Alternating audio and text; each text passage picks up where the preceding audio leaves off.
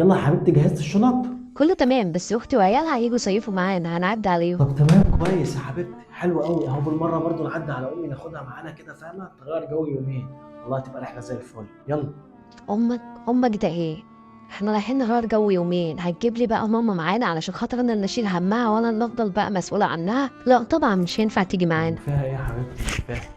وفيها ايه انا لما اخد ماما معانا يومين؟ ايه المشكله يعني؟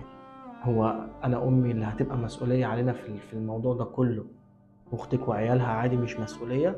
ملايكه هم نازلين من السماء، ما بيعملوش اي حاجه، ما لهمش صوت ومش هيطلبوا اي حاجه ومش هيعملوا اي حاجه، ومش هيجروا هنا والعيال هتجري هنا واللي ينزل البحر وانا اللي خلي بالي مين هيشيل الليله دي كلها؟ مش انا ولا مين؟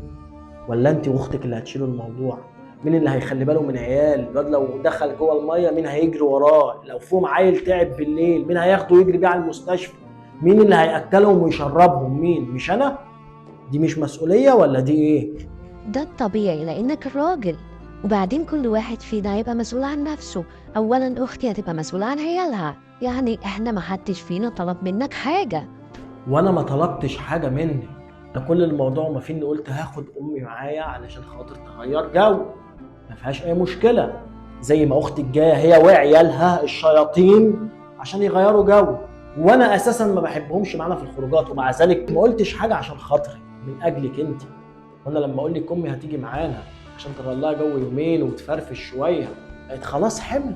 بقت خلاص انت كده شايله مسؤوليه، وانت كده دنيتك بايظه وقرفانه بقى، وانت جايه تغيري جو ولا جايه تخدميها؟ يا ستي هخدمها انا، ولا تزعلي نفسك. طالما خدمه امي ليكي دي عامله لك مشكله وقلبانه ومبوظه لك حياتك، هخدمها انا. ما قلتش اي حاجه، بس ردك يبقى احسن من كده.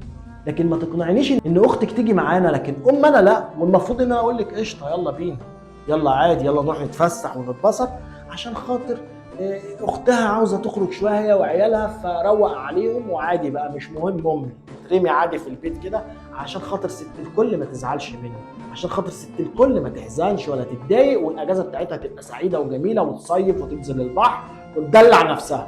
صح؟ انا نفسي افهم انت ايه اللي بينك وبين امي؟ انا ماليش غير امي في الدنيا دي، وانت كمان.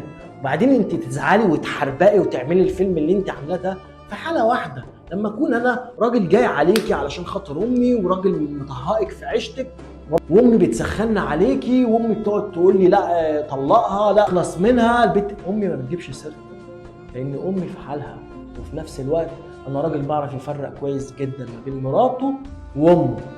بعرف افرق كويس جدا، ولا بعاملك كويس وبعاملك بمرضي الله، وما بحاولش اجي عليكي ولا اضايقك.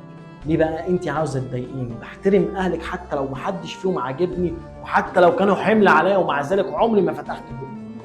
اشمعنى انا اهلي عاملين لك عقده؟ ليه؟ لكن انت فعلا كده بتبيني لي في موقف تافه انك ما بتفهميش في الاصول. وعايز اقول لك على حاجه، احنا مش هنخرج من البيت ده ولا هنروح نصيف الا وامي معانا، حتى لو اختك مش هتيجي معانا. امي قبل اي حد. وانت لو مش عاجبك كلامي تقدري تخليكي في البيت، وانا هاخد انا امي وافسحها انا وخرجها. بس الموضوع بسيط.